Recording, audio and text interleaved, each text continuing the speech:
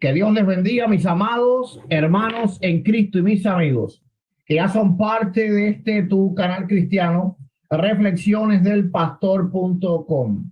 Este es el pastor, evangelista y apologista Eduardo Gutiérrez, y hoy estamos aquí en Reflexiones del Pastor con el amigo Rodrigo Calvo, apologista católico, ¿verdad? Bastante conocido dentro de la apologética católica, y vamos a estar debatiendo el tema si los cristianos evangélicos nos robamos la Biblia de los católicos, perdón, o no lo hicimos.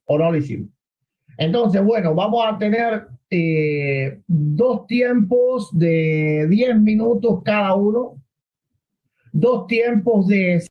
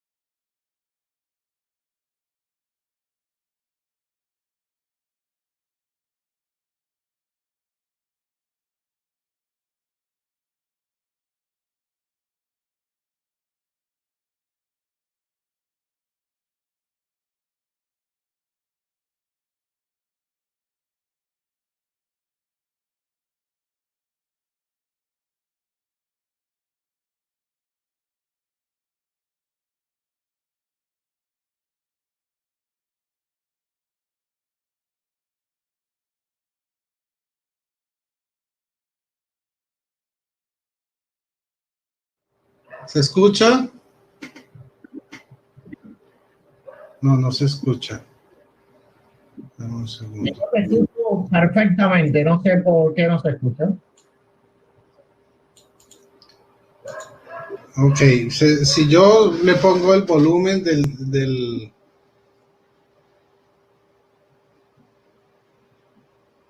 Aló, aló.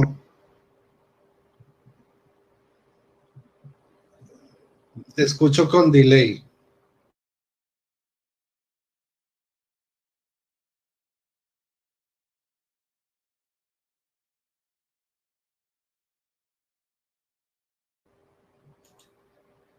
Aló, aló, aló, aló.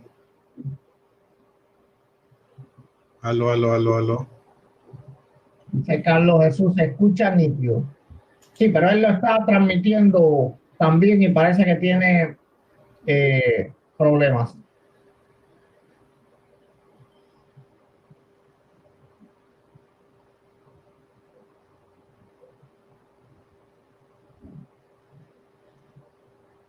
Sí, escucho en uno y luego en otro tu voz en delay.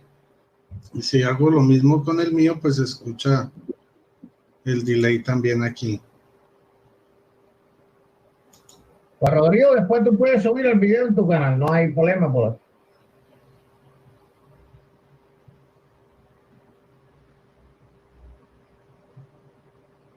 Se escucha, me dice. ¿Cómo están escuchando? Dame un segundo. Si no, pues no, avanzamos así. No hay problema.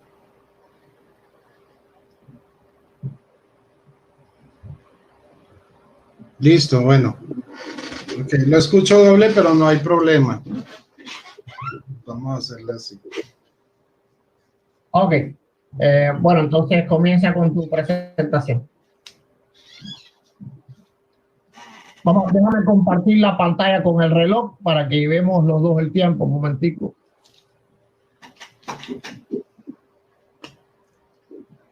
Mi presentación, bueno.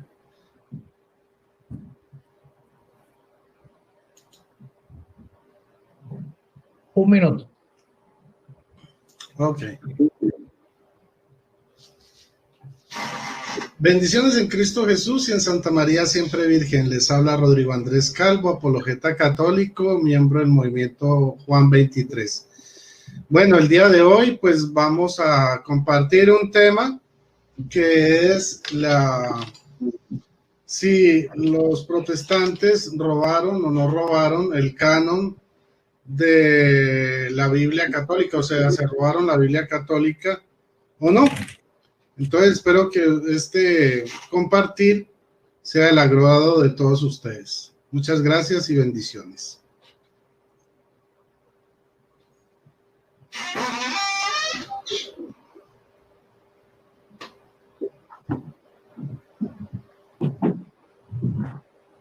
Ok, perfecto. Voy yo entonces. Bueno, Dios le bendiga. Mi nombre es Eduardo Gutiérrez, soy pastor evangelista y apologista cristiano evangélico, y por supuesto yo voy a estar refutando la idea de que los cristianos evangélicos o los protestantes, como lo dicen los católicos, nos hurtamos, nos robamos la Biblia de la Iglesia católica. Así que por mí eso es todo.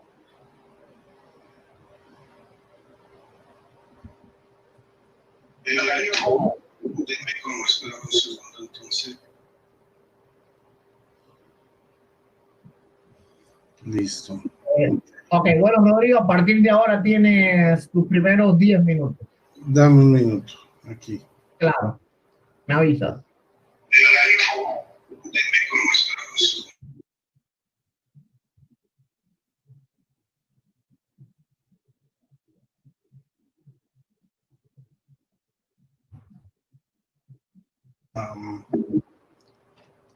Sí, aquí estoy, listo. Bueno, ya podemos empezar. Ok. Comienza.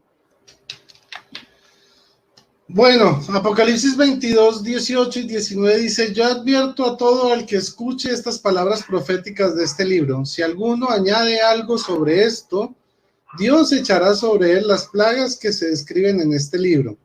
Y si alguno quita algo a las palabras de este libro profético, Dios le quitará su parte en el árbol de la vida y en la ciudad santa que se describen en este libro. Ahora, vamos a entrar a hablar de lo siguiente. La Biblia nace, la Biblia cristiana, nace en el seno de la iglesia cristiana, o sea, de la iglesia católica. En 2010, la Biblia fue declarada como patrimonio histórico de la humanidad. Y cualquiera podría decir, es patrimonio histórico, entonces ya es de todo el mundo, no es de la iglesia católica, se acabó el debate. No. Vamos a mirar lo que significa patrimonio histórico según el diccionario de la Real Academia de la Lengua. Dice así: conjunto de bienes de una nación acumulado a lo largo de los siglos que por su significado artístico, arqueológico, etcétera, son objetos de protección especial por la legislación. ¿Ok? Pero dice, conjunto de bienes de una nación acumulado a lo largo de los siglos, o sea, pertenece a una nación que por su significado artístico, arqueológico, son objeto de protección especial por la legislación. O sea, sigue perteneciendo la Biblia a la Iglesia Católica. Eso no ha cambiado. El hecho de que se declare patrimonio histórico no quiere decir que es de todos, sino que hay que darle un especial cuidado para mantenerla. Ok, ahora, por otro lado, yo quiero señalar 3 cosas fundamentales. La primera de ellas es que el primer canon, o bueno, digamos que la primera colección de libros así conocida, completa, es la colección de Alejandría, que tenía de 46 a 48 libros. O sea, estaba la Septuaginta corta y la Septuaginta larga. Esta tiene una sección que son Pentateuco, históricos, poéticos y sapienciales, y profetas son las secciones de esta colección. Va desde el siglo III antes de Cristo hasta el segundo, su composición. ¿Ok? Fue hecha por los judíos de la dispersión o judíos griegos que menciona la Biblia. Ahora, la Tanakh es un canon judío palestinense que comienza a hacerse a finales del primer siglo y comienzos del segundo siglo, ¿ok? Ahora, esto se formó por etapas, o sea, desde el 95 hasta el 167 más o menos se formó después de Cristo, la Tanakh. Contiene 22 libros, ¿ok? Comenzó a discutirse en un sínodo local de Yamnia por parte de un grupo de judíos que eran los fariseos. Recordemos que en el primer siglo había 4 grupos principales, entre tantos. Estaban los esenios que usaban la Septuaginta, estaban los celotes que utilizaban la Septuaginta, pero también estaban los fariseos que querían desconocer algunos libros de la Septuaginta y reconocer solo los hebreos, los que venían supuestamente originalmente en hebreo. Sin embargo, en los rollos de Qumran se descubrió que libros como Tobías y otros tenían origen en arameo hebreo, pues que era el arameo era el hebreo del siglo I. Y está dividido en Tanakh, en ley, que es la Torá, los profetas, que son el Nevim, y los escritos, que es el Ketuvim. Si ustedes se ponen a analizar, ahorita les voy a contar, son 24 libros actualmente. Porque en el primer siglo no se incluyó el de Esther, eso fue a comienzos del segundo siglo que se incluye el libro de Esther. Por otro lado, viene el canon católico romano, ¿sí? Que fue una etapa en formación, comenzó desde el año 382, terminó más o menos en el 405, o sea, se estableció en el 382 y en el 405 salió la primera Biblia católica con los 73 libros, 46 del Antiguo Testamento, que era la Septuaginta corta, más 27 del Nuevo Testamento, dando un total de 73 libros. Ahora, esto se hizo a través de los concilios de Hipona, en África, en Trento, etc. Y este canon, ¿sí? Tiene en el Antiguo Testamento el Pentateuco, los históricos, los poéticos, sapienciales, profetas mayores y profetas menores. Ahora, hasta 1826, el 3 de mayo de 1826, en Inglaterra, como tal, nace lo que conocemos hoy como el canon protestante, que tiene 66 libros. Recordemos que antes en la historia, ninguna Biblia cristiana tuvo 66 libros. Y por lo menos si los hubo, si hubo alguno que otro, no tenían los mismos libros que tiene la Biblia protestante en este momento. Entonces, ¿qué contiene el Antiguo Testamento protestante? Tiene 39 libros. Ellos aseguran que utilizan el canon de la Tanakh judía de los fariseos, ¿sí? Pero resulta que al comparar, ellos no tienen 22 o 24 como la Tanakh, sino tienen 39 libros. Ellos dirán que son los mismos. Bueno, puede que sí, puede que no, pero el hecho de que no tengan la misma distribución nos da a entender lo que sucedió realmente en 1826.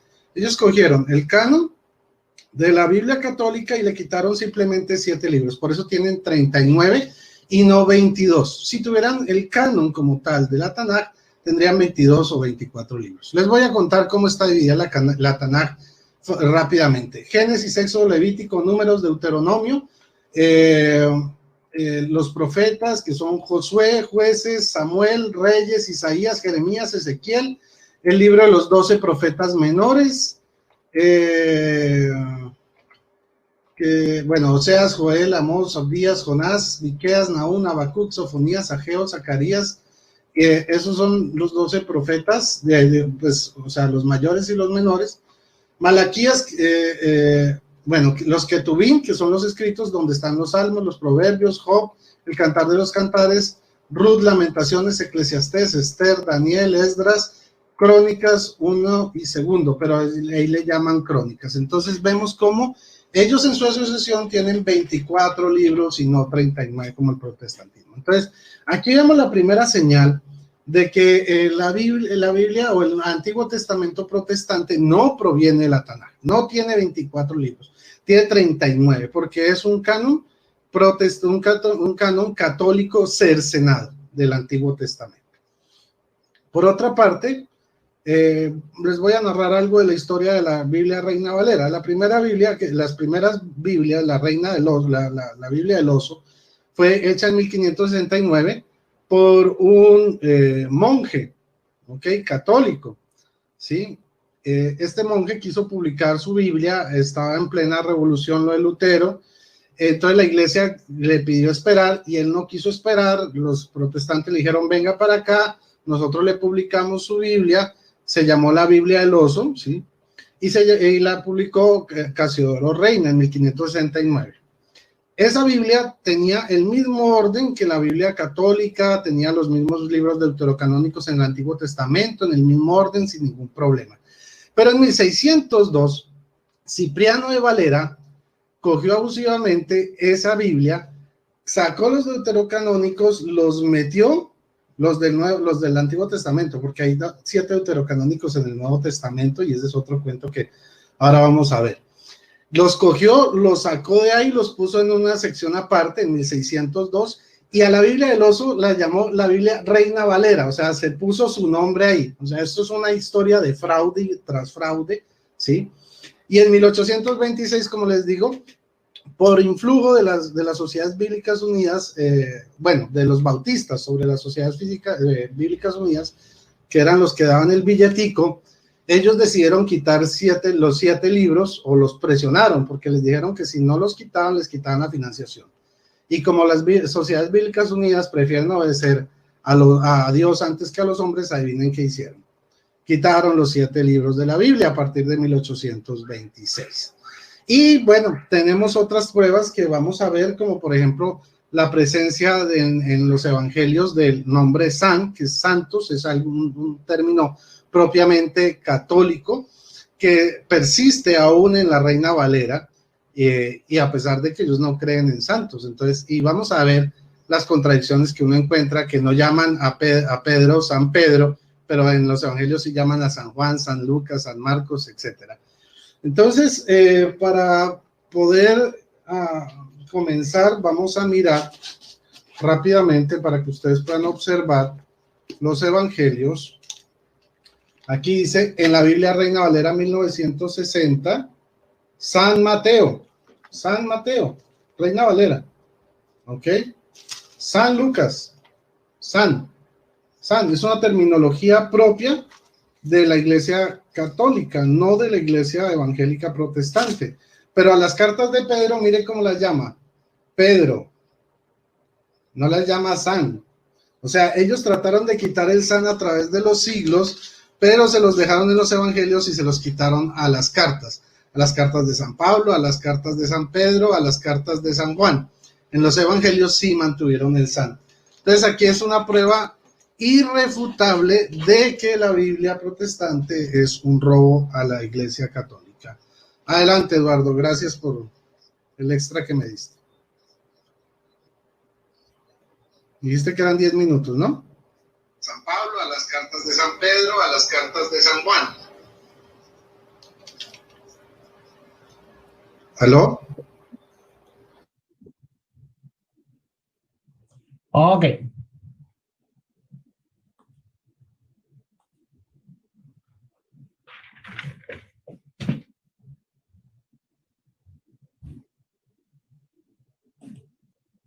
Bueno, bien. Yo primeramente lo voy a refutar, voy a exponer, después en los otros tiempos yo refuto lo que él dijo. Bien, primeramente la Enciclopedia Católica dice esto: el Nuevo Testamento católico fue definido en el Concilio de Trento, así que este canon no fue definido hasta 1563. Aunque este canon fue discutido, como bien dijo mi oponente, en el 380, cortamos en el 1442 el Concilio de Florencia, no fue definido hasta el 1563. Ahora, antes del 1563, el canon católico sufrió múltiples variaciones, de modo que existieron muchas diferentes versiones de la Vulgata latina, a unas con más o otras con menos libros. Por otra parte, Dámaso no podría definir el canon porque en el siglo IV los obispos de Roma no tenían el poder para esto todavía. Solo un concilio ecuménico podía hacerlo y el de Florencia no lo fue. Así que solo Trento pudo definir. Entonces, para que los evangélicos o protestantes copiaran la Biblia, la tuvieron que haber copiado del Concilio de Trento. La historia prueba lo contrario. Mi oponente dijo, ¿verdad?, que a partir de ese momento, la primera Biblia protestante creo que fue la del Oso. Ahora dicen, sí, vamos a ver, ¿existen Biblias anteriores a Trento en las cuales los apócrifos no son canónicos? Claro que sí. Por ejemplo, En el siglo XII, la Biblia valdense, la cual durante la Reforma en el siglo XVI fue traducida al holandés y otros idiomas.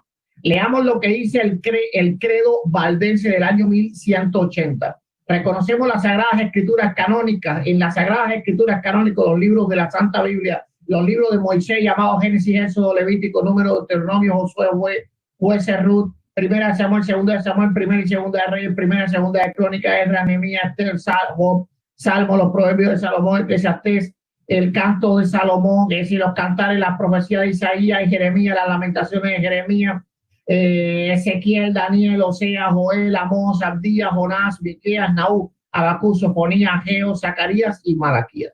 Es decir, no existe ninguno de los libros que tiene hoy la Iglesia Católica, como Tobías, Macabeos, etcétera, etcétera, etcétera. Ahora ellos dicen, aquí siguen los libros apócrifos que no se recibieron de los hebreos, pero que nosotros leemos para instrucción del pueblo, no para confirmar la autoridad de la doctrina de la Iglesia. Y aquí sí nombras entonces Esdras, Tobías, Judith, etcétera, etcétera, etcétera. Por lo tanto, mi oponente está engañado por la Iglesia Católica porque cree que antes de Damaso nadie sabía cuáles eran los libros inspirados, pero esto es falso. Dentro del cristianismo existían varias escuelas teológicas, como mismo hoy en día. Dentro de estas escuelas existió una muy corrompida en cuanto a doctrina y escritura, que fue Alejandría. De Alejandría salieron los libros apócrifos que hoy tienen los católicos y también los evangelios apócrifos. La idolatría y la mariolatría también. Todo dogma mariano sale de la perversidad de Egipto. El biblista y historiador H.G. Wells escribió: la sabiduría desapareció en Alejandría, el uso de los libros fue reemplazado por la adoración de estos libros. Muy pronto en Alejandría todos llegaron a ser un tipo de ser humano excéntrico e incapaz de lo más básico. Asimismo, el historiador W. Daniels escribe que los cristianos de Alejandría eran hipócritas y tan celosos unos con otros que no se ponían de acuerdo en nada, y por esto cada uno tenía sus propios libros sagrados. Ellos habían recibido un canon completo venido de la iglesia de Antioquía de Siria y habían distorsionado ese canon solo para imponer su voluntad. Según H.G. Wells, en The Outline of History en 1920, los cristianos de Antioquía tenían el canon completo, pero al llegar a esta Alejandría, estos comenzaron en sus celos diabólicos y trataron de introducir evangelios apócrifos, como los libros de Enoch y los evangelios de Tomás y todas estas cosas. Cabe decir que esto ocurre a mediados del siglo IV. Es importante entender que la sede de Antioquía era totalmente contraria a Roma y al catolicismo naciente. Los antioquenos, adoctrinados por Pedro y Pablo, eran fieles a la doctrina primitiva y negaban los libros apócrifos. Alejandría y la mariolatría. Ellos se pusieron al dogma de María, Madre de Dios, pero el emperador apoyó a Alejandría y por eso se introdujo esta falsa doctrina. Es decir, que fue la Iglesia Católica de Alejandría del siglo IV la que permitió la Biblia y no la que lo hizo. Para comprender qué era Alejandría hay que decir que ellos negaban los milagros bíblicos, algo que la Iglesia Católica siempre ha hecho. Decían que muchos relatos bíblicos eran mitología, algo que la Iglesia Católica también hace, que Adán y Eva en verdad no existieron, que Job fue un personaje. Todo esto, según historiadores, gente conocedora del tema, nace en Alejandría y basaban su doctrina en libros como el libro de Enoch, los apócrifos del Antiguo Testamento y los evangelios apócrifos. Por el contrario, Jerusalén y Antioquía, las sedes más antiguas, eran fieles al canon apostólico y a las doctrinas apostólicas. Por esto, Jerónimo, el cual vivió en Jerusalén, repudió los libros deuterocanónicos. Los cristianos paganizados de Alejandría fueron también los autores de la falsa hipótesis que hoy ha hablado mi oponente de un canon alejandrio llamado la Septuaginta. Esta Septuaginta jamás existió como un canon, pues era una sola traducción de todos los libros hebreos, canónicos y no canónicos. Cualquiera que haya leído la Septuaginta, yo lo he hecho, por supuesto, en inglés, sabe que tiene muchos más libros que el canon católico. Por ejemplo, tiene 4 libros de Macabeos, mientras que el canon católico tiene solo 2. Cuando algo es un canon, no puede cambiar. Así que la mentira de Alejandría, de que ellos seguían el canon de la Septuaginta, es falso. Se comprobó ya por el decreto de Damaso, allá por el 380. Esto prueba que la Iglesia Católica no hizo la Biblia, sino que la trató de corromper con el falso canon de Alejandría. El mismo códice de Alejandría es en casi 1000 veces diferente comparado con la Vulgata de Jerónimo en cuanto al texto. Así que los códices están corruptos. Existió otro problema y es que Eusebio de Cesarea era fanático de la escuela de Alejandría. Y según el historiador W. Daniels, le trajo 50 Biblias alejandrinas a Constantino, las cuales él las certificó y trató de divulgar ese canon corrompido, el cual fue el modelo luego usado por Damaso y dogmatizado por Trento. La pregunta es, ¿los evangélicos de hoy tenemos el canon de la Iglesia Católica? Claro que no. El canon católico tiene 73 libros, mientras que los cristianos tenemos 66. ¿Se puede decir que uno copia al otro? Claro que no, porque un canon es algo que hay que seguir. De lo contrario, no es canon. Cualquier variación en definición no es el mismo canon. A ver cuánto tiempecito tengo. Ok, tengo un tiempecito y voy a hablar cositas de la que dijo mi oponente. Digo, Apocalipsis capítulo 22, verso 18, dice, quitaré, el que quitare algo, ¿verdad? Pero también hay que priorizar también o aludir de que no se le puede agregar algo ni quitar. No solo él dijo agregar, ¿verdad? O quitar, pero no se le puede agregar tampoco. Dice, el que le agregue algo, lo que hicieron los católicos, yo agregaré todas las plagas descritas en este libro. Dice que la Biblia nace en el seno de la iglesia cristiana. Esto es completamente falso. La Biblia nace en el seno del pueblo de Israel, porque comenzó en el Sinaí. Él está hablando del nacimiento, no del trabajo completo de toda la escritura. Y eso lo podemos ver en Romanos capítulo 3, versos 1 y 2, que la palabra de Dios fue confiada a los judíos, perdón, y no a la iglesia. Él dice que el patrimonio histórico no quita, o patrimonio histórico creo que dijo, no quita la propiedad. Nadie ha hablado de patrimonio histórico, eso lo dijo el fulano ese agnóstico. Estamos hablando de derecho a autor. No existe derecho a autor porque no hay ni un testamento que confiere que los escritores de cada libro dieron ese testamento a la Iglesia Católica. Tampoco por tiempo se puede tener derecho a autor sobre una obra de 2000 años. El derecho a autor vence 100 años después de la obra escrita o 70 años después del autor muerto. Así que no hay derecho a autor, a no ser que haya testamento, lo cual no existe. Él dice que el primer canon que existió es el de Alejandría. Falso. Esto no era un canon, ¿verdad? Porque ni siquiera la Iglesia Católica respeta ese canon. Yo le pregunto a mi oponente, ¿la Iglesia Católica tiene todos los libros de la Septuaginta? La respuesta que me va a dar es no, ¿verdad? Por ejemplo, los ortodoxos y sobre todo los coptos tienen muchos más libros, se afianzan más o se apegan más al canon de Alejandría. Él dice que la Taná se completó el canon de la Taná a finales del siglo I. Qué importante es eso, ¿verdad? Porque así se ve cuál es el canon verdadero. Noten que tanto el Antiguo como el Nuevo Testamento se cierran al mismo tiempo.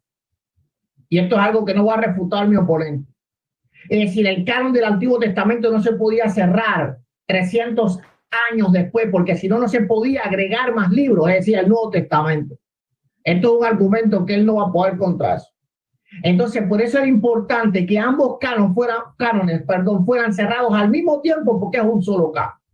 Tanto el Nuevo como el Viejo Testamento, el Antiguo Testamento, se cerraron a principios del siglo II, cuando Juan termina de escribir sus cartas, y por supuesto su carta, y se distribuye, y también los judíos se reúnen en el concilio de Yamnia y proponen cerrar el canon. Así que la Biblia se cierra al mismo tiempo, ¿no? En el 380 el Nuevo Testamento y 300 años antes de Cristo el Antiguo Testamento. Ese argumento está demasiado fuerte. Bueno, aquí lo dejo. En el otro tiempo continúo.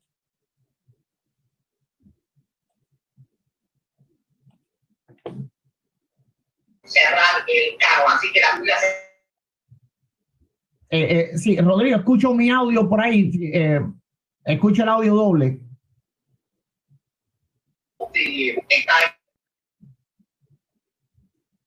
Sí, Rodrigo, ¿me escuchas?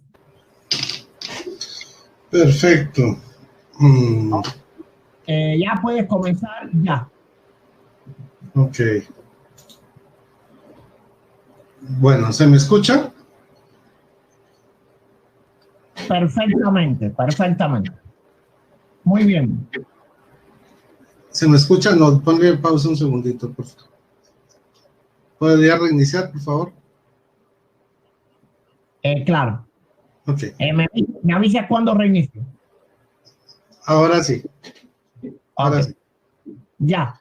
Listo, bueno, voy a empezar desmintiendo a mi oponente, porque él asegura que yo dije que la Septuaginta era un canon. Ustedes pueden revisar, en ningún lado yo dije que la Septuaginta era un canon, sino una colección de libros. Por otro lado, la Tanaj no se cerró en el siglo I, se cerró hasta el siglo II y se discutió hasta el siglo III. Prueba de ello son las Mishnah judías, donde los eruditos judíos, los maestros judíos, discutían todavía la canonicidad del libro de Esther y de Cantar de los Cantares, ¿ya? Por eso en el siglo I, cuando ustedes miren los historiadores, si no me acuerdo cómo se llama el Flavio Josefo, él cita los libros aparentemente del Antiguo Testamento fariseo, porque él era fariseo, pero en esos libros no menciona a Esther. Esther fue incluido ya hasta el siglo III. Obviamente los fariseos se apresuraron a cerrar el canon por la amenaza que representaba el cristianismo. Pero yo no les voy a hablar con cuentos, les voy a hablar con este libro. Se llama Historia del Cristianismo, hecho por Justo L. González, un historiador evangélico, protestante. Es una eminencia. Dice así: antes de Marción no existía una lista de libros del Nuevo Testamento para los cristianos, las Escrituras. Eran libros sagrados de los judíos, por lo general en la versión griega llamada Septuaginta.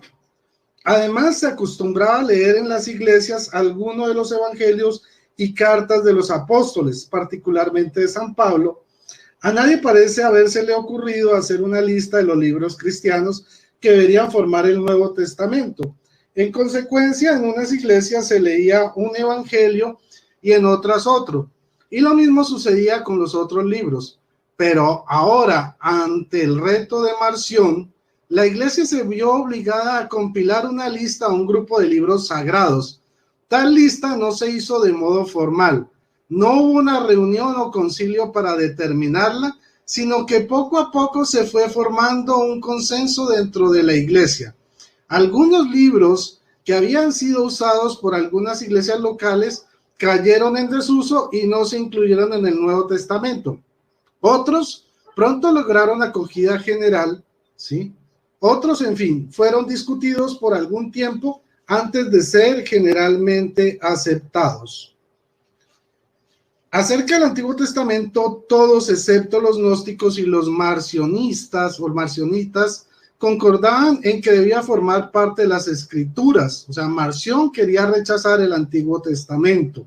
Entonces aquí vemos cómo la iglesia responde con un canon, pero fue hasta Marción, ¿ya? Esto es del capítulo, ya se los voy a decir, se llama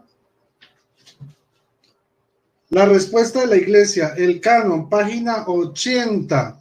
Se llama la sección La era de los mártires, el depósito de la fe, historia del cristianismo, obra contemporánea de Justo L. González, historiador protestante evangélico. Entonces, por eso a mí me gusta hablar con pruebas. Por otro lado, bueno, él dice que el Nuevo Testamento fue establecido hasta 1563 en el Concilio de Trento. Eso es falso. La Vulgata Latina ya tenía los 27 libros del Nuevo Testamento. De hecho, eso no, en ese tiempo, en el 382, ya se había establecido completamente el Nuevo Testamento. Lo que se hizo en 1563 fue declarar dogma, todo el canon de los 73 libros. O sea, ya se había cerrado, pero ante la Reforma Protestante, que Lutero negaba 14 libros, no solo 7, 14, los 7 deuterocanónicos del Nuevo Testamento y 7 del Antiguo Testamento. Entonces la iglesia salió al paso y en el Concilio de Trento en 1563 lo que dice es: estos son los libros y se acabó, aquí ya no hay más discusión. Ahora, dice que San Dámaso no podía definir el canon. Claro que sí, él tenía la autoridad como obispo de Roma y lo podía definir y él lo definió. Y ahorita vamos a ver lo que fueron los cánones de los padres de la iglesia para que vean que no existía un canon como tal. Ahora, dice... que los valdenses, que había una Biblia valdense. Eso es falso, porque los valdenses son del siglo XII y en el siglo XII no existía la imprenta. Ya, entonces los libros que existían provenían de lo que era la Biblia católica, nada más. Por otro lado, la Biblia protestante, sí es cierto que tomó inicialmente el canon de la Iglesia Católica, el texto lo tomó del Textus Receptus, hecho por Erasmo de Rotterdam, y fue una traducción tan pésima, él intentó sacarla desde el griego, pero la completó con pedazos en latín, y fue tan mala la traducción de Erasmus de Rotterdam que él tuvo que corregirla 4 veces, y de ahí viene el texto de la Biblia protestante. El canon sí es nuestro, pero el texto es de Erasmo de Rotterdam. Ahora, él dice que la Biblia nace en Israel. Sí, nace en Israel, y él dice que la palabra de Dios fue dada, los oráculos fueron confiados a los judíos. Sí, los oráculos son las profecías, pero se le olvida que ya había mencionado yo que había 4 grupos principales, entre varios, en el primer siglo, que eran esenios, que usaban la Septuaginta, celotes, que usaban la Septuaginta, y los únicos que usaban la Tanaj, ¿sí? Farisea, eran los fariseos y los saduceos, nada más.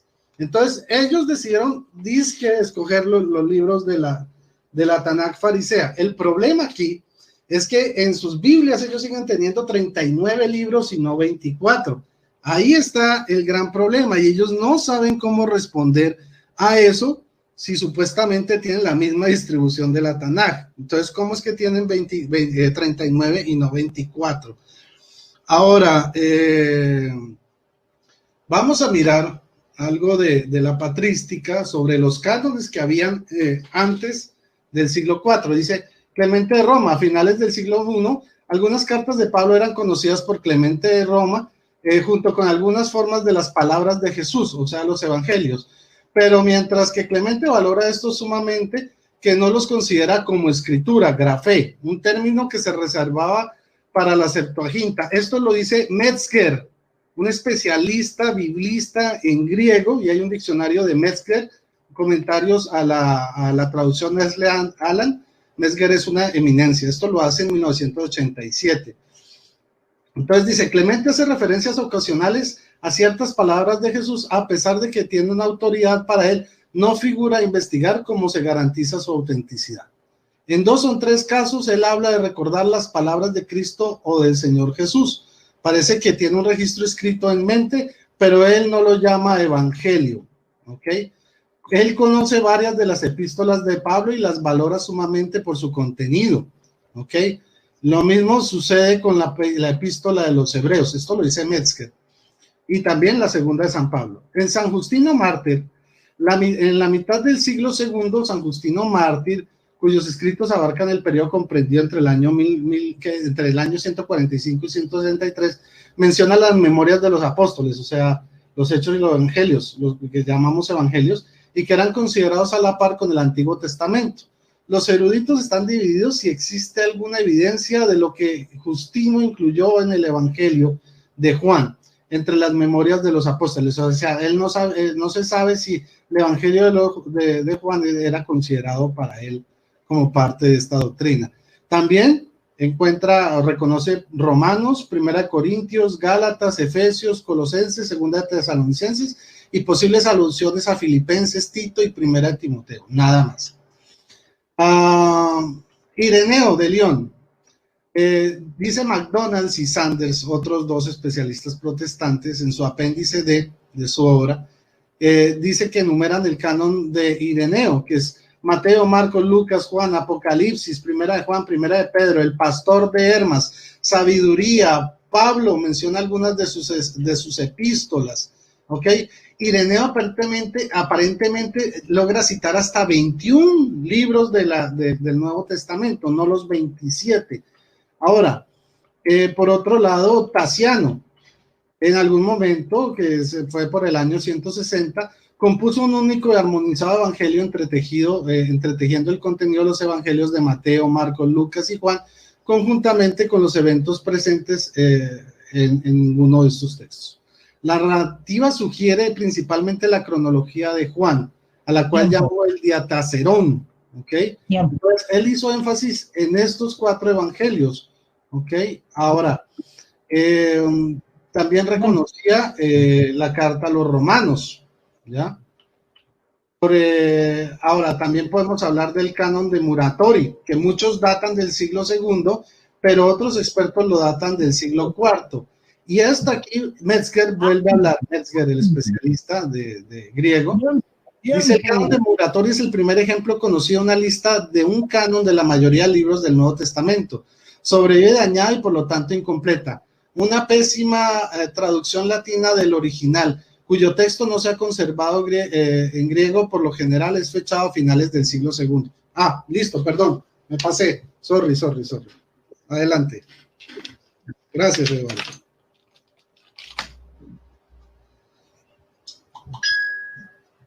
Ok, voy yo. Bueno, a ver, voy a parar el tiempo porque tu micrófono, apaga tu micrófono, Rodrigo. Gracias. Tu micrófono. Yo te lo apago. Ok, voy a empezar desde ahora.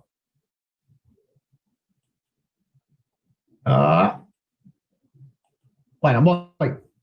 Bueno, rápidamente, es muy curioso, ¿verdad? Que él habló de los rollos del Mar Muerto para probar los libros deuterocanónicos, pero él nos dice que los rollos del Mar Muerto tenían un montón de otros libros apócrifos y espurios. Yo no creo que él los tenga en su carro. Los esenios, ¿verdad? Eran gnósticos herejes, ni siquiera Jesús tuvo nunca contacto con ellos. Por otro lado, él dice que la Biblia nuestra se hizo en el 1826, esto es falso, ya yo cité, ¿verdad? La Biblia de los valdenses, donde está en su credo. Cualquiera puede buscar el credo valdense de a principios de los años 1000, del siglo XII. Ahora, él dijo que la Biblia de valdense es falsa porque no había imprenta. Bueno, si es así, entonces la Vulgata también es falsa porque no había imprenta. La Biblia de John Wycliffe también es falsa porque no había imprenta. Se sabe que se escribían a mano. Y ni hablemos de la Torá, ¿verdad? Y de la Taná hebrea, sería más falsa todavía. Eso estuvo increíble. Ahora, él dice que no tenemos el mismo canon porque el canon judío tiene 22, pero él sabe que esos 22 libros son igual a 39, lo que se dividen diferentemente. El mismo catecismo católico dice claramente, ¿verdad?, que hay veces que el canon puede tener 73 o 74. Está en el Catecismo Católico y voy a ver si tengo tiempo para buscarlo. ¿Ok? Entonces hay veces que los libros se dividen o se ponen en el mismo libro. ¿Ok? Pero es exactamente el mismo caso. Él dice que, él dice que yo dije que se cerró el canon en el siglo I, el canon del Antiguo Testamento. No, yo dije que se cerró a principios del siglo II. Ahora él dice que se cerró en el siglo III. Bueno, él se contradice porque él dice que se cerró en el concilio de Yamnia, ¿verdad? En el siglo I. Él tiene que ponerse de acuerdo. ¿Fue en el concilio de Yamnia o fue en el siglo III? Ahora, que los judíos, que algunos grupos judíos tuvieran luego discusión sobre eso, no quiere decir que el canon no estuviera cerrado. Así que eso está refutado. Él dice que Justo L. González habla sobre el Antiguo Testamento, pero él tiene que saber a qué le llama Antiguo Testamento Justo L. González.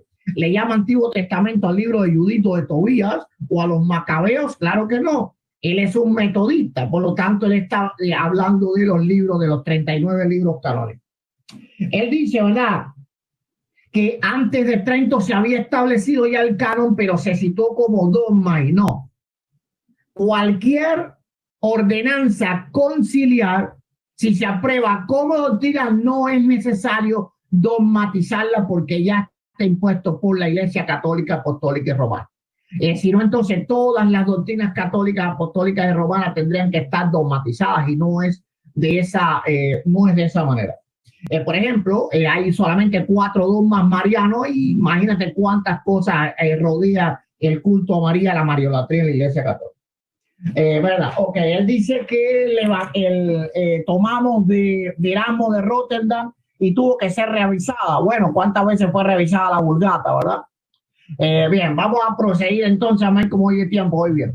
Vamos a entender que él ha tratado de presumir de que estos escritos fueron hechos por la Iglesia Católica, pero no puede probar ni que Pedro ni que Pablo eran católicos porque ni siquiera hay testimonio de ellos. Ni siquiera Ignacio, ¿verdad?, él puede darlo como testimonio de que los primeros cristianos eran católicos, porque ni siquiera él sabe la doctrina que practicaba Ignacio de Antioquía. Podía ser un gnóstico, no se sabe simplemente. Lo único que se sabe es que fue un mártir que dio valerosamente su vida por Cristo. Así también lo hacían los herejes en el primer siglo, ¿verdad? Lo curioso es que Ignacio de Antioquía le escribe a la iglesia de Roma y ni siquiera saluda al obispo de Roma. Ahora, referente a los escritores bíblicos, que son los que tendrían el derecho de autor, hablo de Pablo y los demás, jamás dieron una palabra como que era algo protegido bajo un derecho de autor. Por contrario a ese, segunda de Timoteo, capítulo 2, verso 9, dice, en el cual sufro penalidades hasta prisiones a modo de malhechor, mas la palabra de Dios no está presa, como la trataron de apresar los católicos durante muchos siglos. Es decir, que ni siquiera una cárcel humana o una institución humana como Roma podía detener la Biblia, por eso no la pudo detener, por eso llegó entonces Martín Lutero, la Reforma, y la Biblia se hizo pública para todas las naciones. Inclusive los herejes usaban las escrituras, y aunque las torcían, los apóstoles no se burlaban de la palabra de Dios al decir que era propiedad, ni la reclamaban como propiedad o que tenían que tener un permiso para usarla. Segunda de Pedro 3:16 dice casi en todas sus epístolas, hablando en ella de estas cosas, entre los cuales hay algunas difíciles de entender, los cuales los indoctos herejes inconstantes, tuercen también como las otras escrituras, para su propia perdición, pero no hay nada que digan, no, ellos no lo pueden usar porque eso es propiedad del apóstol Pedro. Ni siquiera los judíos decían algo tan descabellado como decir que la Biblia tiene derecho a autor. Vemos a un simple eunuco, ¿verdad?, que la tenía en Hechos 8:28 y se volvía sentado en su carro leyendo al profeta Isaías. Los eunucos eran despreciados dentro del pueblo de Israel, pero ellos podían tener la Biblia. Por otro lado, en tema de derecho de autor, solo tiene validez el autor dejó un testamento. Me gustaría que mi oponente muestre el testamento de Pedro y Pablo o Lucas, dándole esa propiedad al Vaticano o a Roma, a la Iglesia Católica. En el numeral 819, esto es un punto bien importante, dice, además muchos elementos de santificación y de verdad existen fuera de los límites visibles de la Iglesia Católica. La palabra de Dios escrita, la vida de la gracia, la fe, la esperanza y la caridad y otros dones interiores del Espíritu y los elementos visibles. Por lo tanto, la Iglesia Católica, el magisterio católico, mismo define a la Biblia como algo que está fuera de sus fronteras físicas y por ende no le pertenece de una forma legal, ¿verdad? Espiritual. A todo el cristianismo le pertenece la escritura, así que yo no estoy dejando la Iglesia Católica fuera de ellos. Pero el propio catecismo católico define que legalmente no, jurisdiccionalmente no, está fuera de su doctrina, de sus fronteras la Biblia. Dentro de la misma cristiandad existen disímiles cánones bíblicos, como el copto, el ortodoxo, el católico, el siriaco, el protestante. Sin duda los coptos son más antiguos que los católicos en base a pruebas históricas y no a las imposiciones, ¿verdad? Pero tienen un canon diferente, mucho más amplio que el católico, así que nadie tiene derecho a autor sobre la palabra de Dios. En todo caso, los judíos, Romanos 3:1 y 2, ¿qué ventaja tiene pues el judío de que aprovecha la circuncisión? Mucho, en toda manera, primeramente les ha sido confiada la palabra de Dios. Que tan solo una parte de ellos hayan pertenecido a la iglesia no quiere decir que han perdido su derecho, porque este derecho quedó afirmado, es decir, reafirmado en el mismo Nuevo Testamento. Por el contrario, lo que afirma mi oponente no tiene ningún tipo de cabida en la Escritura. Él tiene que mostrar algo legal, o al menos que la Iglesia Católica haya dicho algo semejante a lo que él está diciendo. Es decir, no sé, que el Papa Juan Pablo II haya dicho que la Biblia es propiedad del catolicismo. No lo puedo hacer, ¿verdad? Se imaginan los católicos diciendo a los ortodoxos que el canon que ellos tienen está adulterado. No se les ocurriría hacer eso con los ortodoxos. ¿Por qué? Porque los ortodoxos tienen más antigüedad que los católicos, tienen más iglesias apostólicas que los católicos y tienen un canon de Antioquía mucho más antiguo que el canon de Alejandría que hicieron los herejes en el siglo IV, ¿verdad? Que fue apoyado por Eusebio de Cesarea, por Constantino, y luego entonces fue acogido por Dámaso I. Por lo tanto, yo he refutado todos los argumentos que él ha puesto. Estamos hablando de un asunto legal, la carga de la prueba está sobre él porque él es el quien demanda, él es quien acusa, yo solo me estoy defendiendo. Y hemos visto, dejado probado, ¿verdad?, que la escritura es parte de la cristiandad. ¿Ok? Ahora, ¿cómo la escritura va a ser propiedad de la Iglesia Católica si el 97% de las doctrinas católicas no tienen base en la escritura? ¿Cómo Dios confiaría su palabra a quienes no la toman en cuenta? ¿En la Biblia católica? Bueno, muéstrame, Rodrigo, con la escritura, donde hay un texto que dice que María nació inmaculada, no con filosofías, sino con textos bíblicos. Se supone que si yo escribo un libro, yo sigo ese libro, siga las enseñanzas. Muéstrame donde la Biblia tiene un texto que hay pecados que solo el obispo de Roma puede perdonar. Muéstrame un texto donde dice que hay que canonizar a los santos. Muéstrame un texto, ¿verdad? Donde dice que los moribundos necesitan los santos óleos para morir. Si la Biblia trae eso para que se salen, no para que se mueran. Santiago 5, 14 al 15, está alguno enfermo entre vosotros, llame a los ancianos de la iglesia, oren por él, ungiéndolo con aceite en el nombre del Señor, y la oración de fe salvará al enfermo, pero ustedes le dan los santos óleos a las personas al morir. Y yo te hablo de doctrinas fundamentales, no de donde hay monjas y cardenales en la Biblia, eso son niñerías, ¿verdad? Entonces, si la Biblia fue confiada a los hebreos porque ellos sí basaban su vida entera en la escritura, ustedes nunca lo han hecho. Ahora, cuando ellos se apartaron de ellos para seguir mandamientos de hombre, entonces, ¿qué les pasó? De eso de nada le valió. La Biblia es la palabra de Dios y cualquiera que se llame propietario de ella se está haciendo pasar por Dios. Y sabemos, ¿verdad? En 2 de Tesalonicenses 2:4, donde dice: el cual se opone y se levanta contra todo lo que se llama Dios o objeto de culto, tanto que se siente en el templo de Dios como Dios, haciéndose pasar por Dios. Nadie debe de tomar la autoría que es solo Dios porque se están haciendo pasar por Dios. Ok, ya.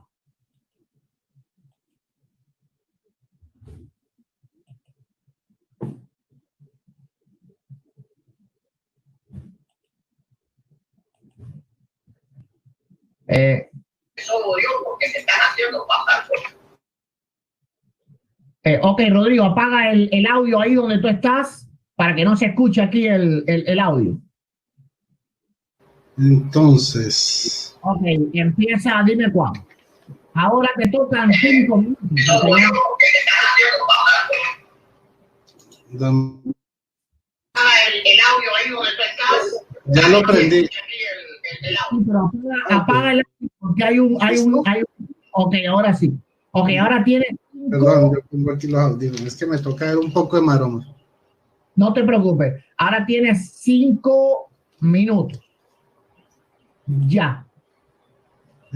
No, reinícialo, por favor, reinícialo. Yo te digo cuando ya.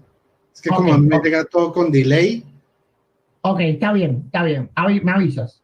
Ok, ya. Ok, en primer lugar, yo no he mencionado los rollos del mal muerto. Obviamente, bueno, si hablamos de los esenios y los rollos del mal muerto, ahí se encontró la Septuaginta y otra colección de rollos, pero se encontró la Septuaginta, muy bien definida. Ahora, la Biblia de los valdenses no existe, o sea, según ningún erudito avala la existencia de semejante Biblia. Eso no existe, ustedes lo pueden buscar. Por otro lado, yo no hablé de que había un canon católico de 73 libros y otro de 74. Hablé que había una Septuaginta corta de 46 y de 48. Veo que Eduardo confunde mucho los términos, se distrae fácilmente. Dice... yo no he dicho que el canon de la Tanaj se cerró en Yamnia. Apenas inició en el signo de Yamnia en el año 95. Se cerró en el siglo II por la premura del cristianismo, pero aún así se siguió discutiendo hasta el siglo III en la Mishnah de los judíos, porque ellos no estaban seguros del canon que habían expuesto. Prueba de ello es que en el siglo I no estaba en el canon de la Tanaj el libro de Esther. En el siglo III ya está el libro de Esther en la Tanaj. Por otro lado, él dice que Justo L. González no habla de la Septuaginta, sino de los 39 libros. Se los voy a leer otra vez. Dice así: la respuesta de la iglesia, el canon. Antes de Marción no existía una lista de libros del Nuevo Testamento. Para los cristianos, las escrituras eran los libros sagrados de los judíos, por lo general en la versión griega llamada Septuaginta. No 39 libros, no Tanaj, dice Septuaginta. Por eso les di el capítulo, les di la página 80, El título es la respuesta de la iglesia, el canon. Por favor, hay que lavarse los oídos. Por otro lado, dice que la Vulgata Latina fue revisada. ¿Cuáles revisores tuvo? Hasta ahora no ha tenido ninguna revisión. Lo que ha tenido es traducciones al español.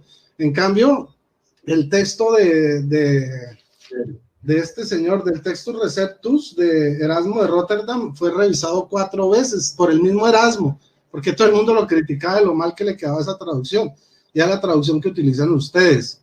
Ahora, él dice que los eunucos eran despreciados. Eso es falso, porque digamos que en el judaísmo estaban los judíos de la dispersión, y el eunuco estaba leyendo eso gracias a estaba leyendo era la Septuaginta, precisamente la versión que traían los extranjeros, que podían leer los extranjeros, que era la versión griega.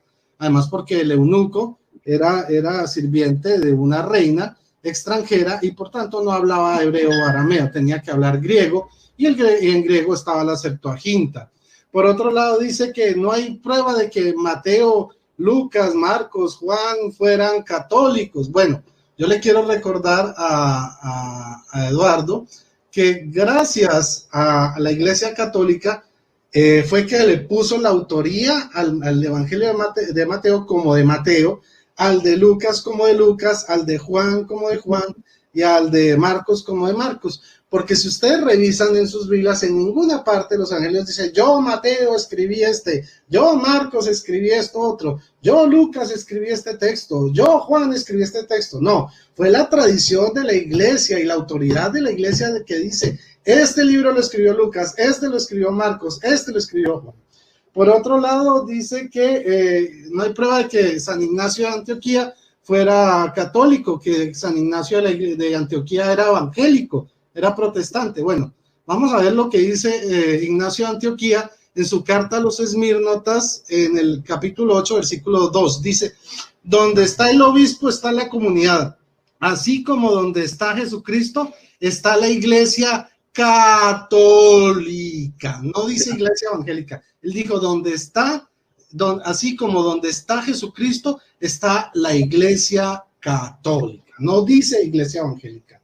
Ahora, él dice que los coptos y los siriacos tienen distintos cánones. Sí, ellos utilizan la Septuaginta larga, pero igual no están en contra de la Septuaginta corta, que es la que utilizamos nosotros, los de la sede de Roma. Ahora, dice que la Biblia no apoya doctrinas católicas. Esto es una teología o una apologética del saltamonte. Es una versión, trata de lanzar preguntas desesperadas en una sección que no es de preguntas, para que yo desvíe mi argumentación tratando de responder cosas que están por fuera de tema y queme mi tiempo. Gracias, Eduardo. Gracias. Ok, ahora, voy a apagar tu audio. Bien.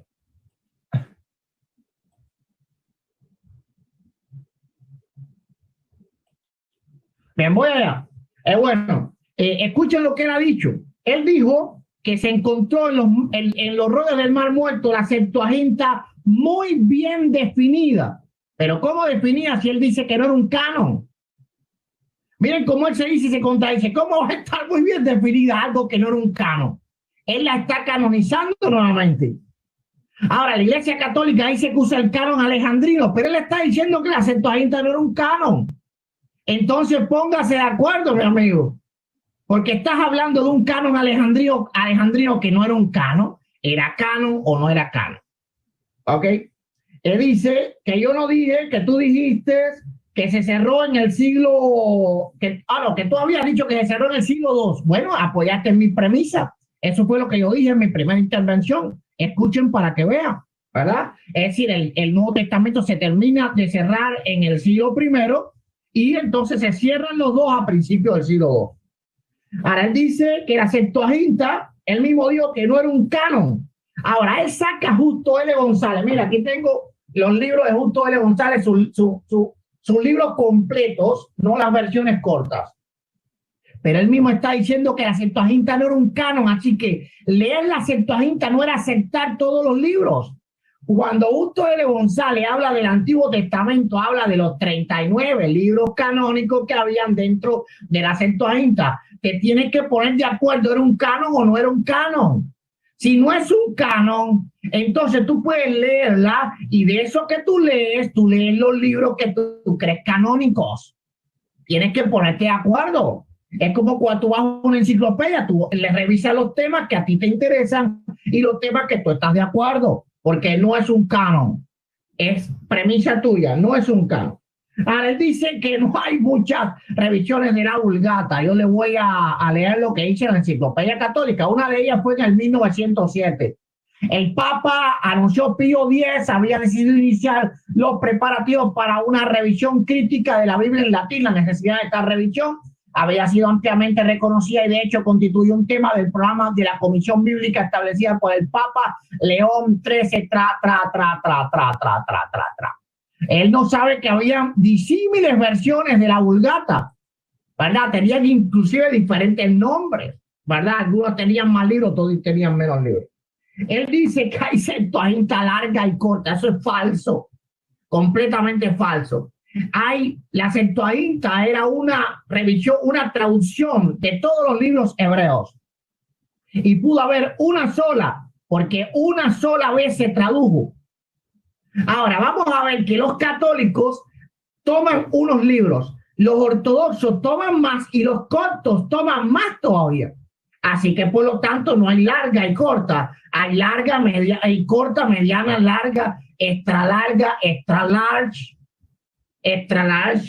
¿verdad? XL, ¿ok? Entonces, Rodrigo, ya basta ya con eso. No hay canon y tú mismo lo has dicho. Lo más importante es esto. Ahora, volvamos al tema de la propiedad, que es lo que nos atrae aquí, y mi amigo Rodrigo no ha podido ofender.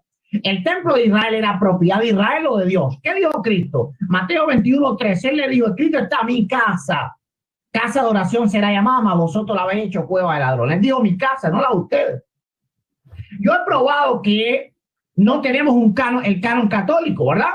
Tenemos 66 libros, y yo 73. He probado que existen diferentes cánones, algunos más antiguos que el católico. He probado que antes de Trento ya existían Biblias con nuestro canon. He probado que el canon católico fue corrompido en Alejandría. He probado que la iglesia, que la escritura fue confiada a los judíos. He probado que la iglesia católica no basa su doctrina en las escrituras, por lo que son iguales a los que habló el apóstol Pedro cuando dijo en 2 de Pedro 3:16, casi todas sus epístolas, hablando de ellas, de estas cosas, entre las cuales hay algunos difíciles de entender, a los cuales los indoctos, ¿verdad?, e inconstantes tuercen, como también las demás escrituras.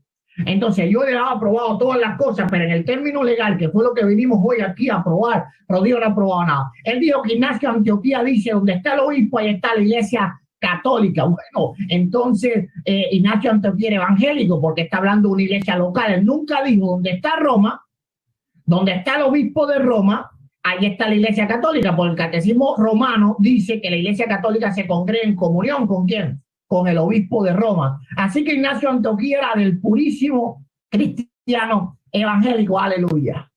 Tiempo. Ok, ahora tenemos un tiempo de 2 minutos cada uno. Me dice cuando empiezo.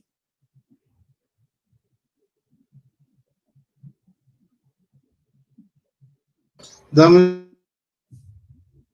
Perdón, listo. Adelante. Dale. Bueno, ok. Por otro lado, entonces él dice que, digamos que la Septuaginta no está definida, que es una colección de libros definida que varía entre 46 y 48 libros. Así de sencillo. Pero lo que más me da gracia es que él dice que justo L. González se refería a la Septuaginta de 39 libros. Hágame el favor. Él dice que no existe un canon llamado Septuaginta, ¿sí? Y sabemos que solo tenía de 46 a 48 libros, pero él sí asegura que había una Septuaginta a la que se refiere justo L. González, que tenía 39 libros. Háganme el favor. ¿Y qué es la Septuaginta que ellos cogen? La Septuaginta de 39 libros. ¿Dónde eso aparece en los libros de historia? Yo sí tengo la obra completa de Justo L. González, no pedacitos. Ahora, dice que la Vulgata Latina tuvo una revisión crítica. Usted sabe lo que es una revisión crítica, es una comparación con textos antiguos para de pronto hacerles unas actualizaciones de lenguaje, pero no para hacerle grandes correcciones. Lo que sí sucedió con la de Erasmo de Rotterdam, que fueron correcciones totalmente radicales. Él habla que hubo otros tipos de vulgata, sí, Vulgata Clementina y otras vulgatas, pero no eran oficiales, eran colecciones privadas, ¿ok? La oficial siempre fue la Vulgata Latina desde el año 382. Ahora, dice que los coptos tienen más libros que los ortodoxos. Sí, los ortodoxos utilizan la Septuaginta larga, pero además los coptos agregan unos libros que son propios de la historia de su cultura nacional y de fe. Pero eso no le quita canonicidad a los 73 libros. Por otro lado, nunca pudo probar en la historia que haya existido una Biblia de 66 libros hasta 1826, que fue cuando nació en Inglaterra. Y por último, le recuerdo otra cosa que él no pudo refutar, que acá en su propia Biblia dice San Juan, San Marcos, San Lucas, y ellos no creen en San. Pero a Pedro y a las cartas de Juan le quitaron el San. Curioso. Listo. Gracias.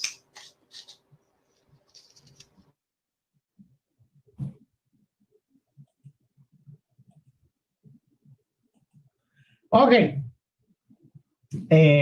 Voy yo.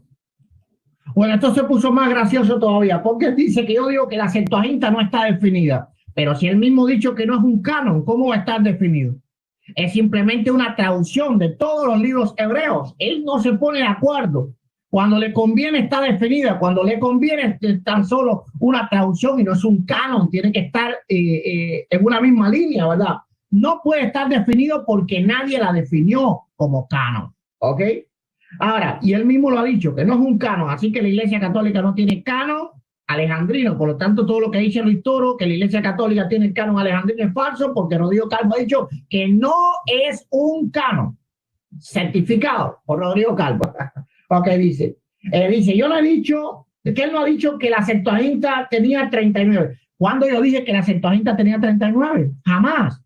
Escúchame bien lo que yo digo. Si la Septuaginta no es un canon, cualquier hebreo podría leer la Septuaginta y solamente leer como canónico los 39 o los 22, ¿verdad? Según la cuenta hebreo del canon, porque era una colección, una biblioteca. Cuando tú entras a una biblioteca y tú vas a buscar la palabra de Dios, ¿cuál tú buscas? La Biblia, ¿verdad? Cuando tú vas a ir a la biblioteca de tu ciudad, ¿cuál tú buscas? La Biblia. Tú lo buscas 20.000 leguas de viaje submarino, pero 20.000 leguas de viaje submarino también está en la biblioteca. Así que ponte de acuerdo, ¿es un canon o no es un canon? Te vuelves a contradecir, Rodrigo. Entonces, cualquiera puede leer la Septuaginta. Por ejemplo, tú puedes leer la Septuaginta y leer 73 libros. 73 no, los libros que tú tienes en el Antiguo Testamento. Yo puedo leer la Septuaginta y leer los 39 libros. Porque no es un canon. ¿Ok? Tú dices, ¿verdad? Que las versiones católicas, la Vulgata no tuvo actualizaciones, pero has confesado que habían varias Vulgatas, pero que no eran oficiales, ¿verdad? Pero de todas maneras permitidas. Eso. Ok. A ver, no. Sí, ok. Dale.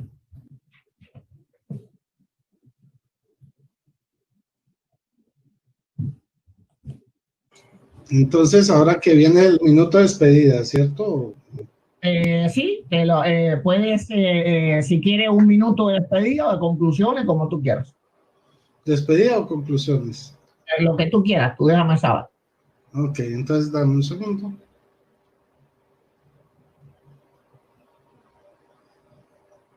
Bueno. Dame un segundo aquí, por favor, son los dos que estaba haciendo. Un momentico nada más. Un momentico. Aquí está. Listo. Muchas gracias. Dale. Dale. Bueno, entonces podemos ver cómo Eduardo dice que justo L. González habló de una Septuaginta de 39 libros y ahora cambia la versión.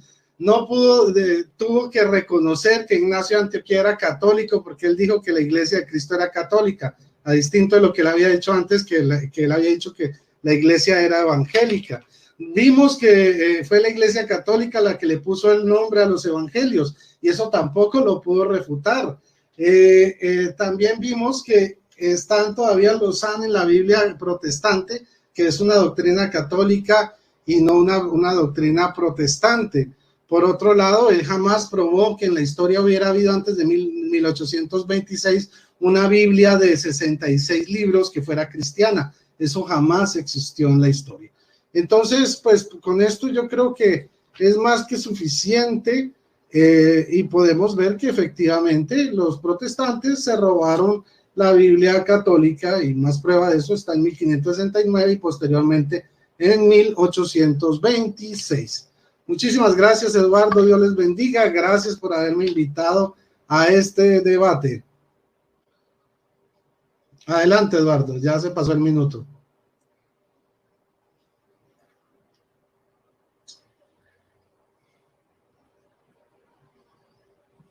Ok, voy yo.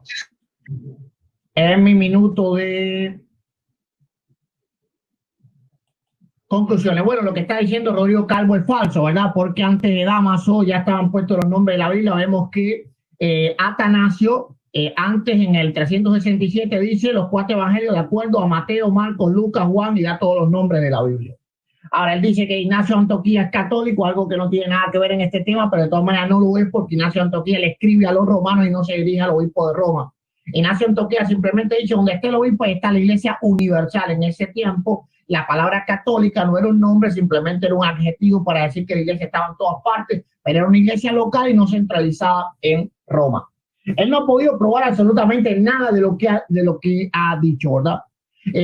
Lo que él sí ha podido probar es que la Septuaginta no es un canon. Y es importante que sepan que si la Septuaginta no es un canon, la Iglesia Católica nunca ha tenido canon del Antiguo Testamento, porque si no tiene el judío, tiene que tener el alejandrino. Y si el alejandrino no es un canon, entonces la Iglesia Católica tiene una Biblia falsa.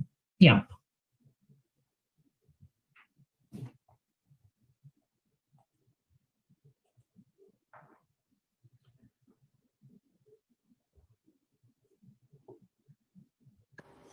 Ok, entonces a despedirnos simplemente, gloria a Dios.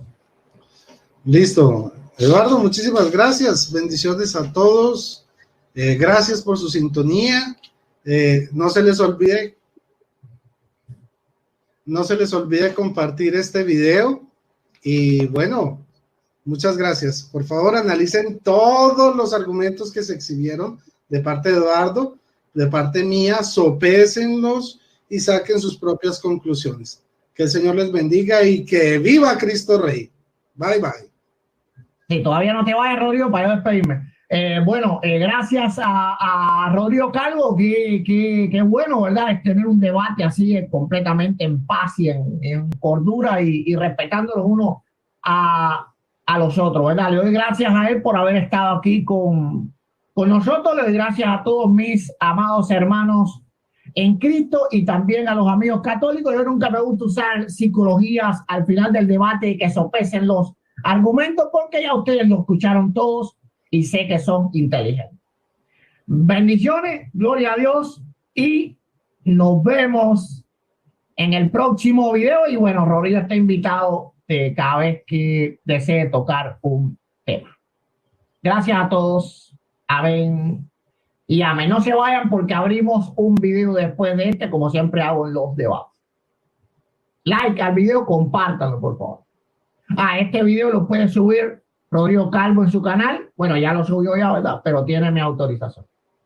Dale.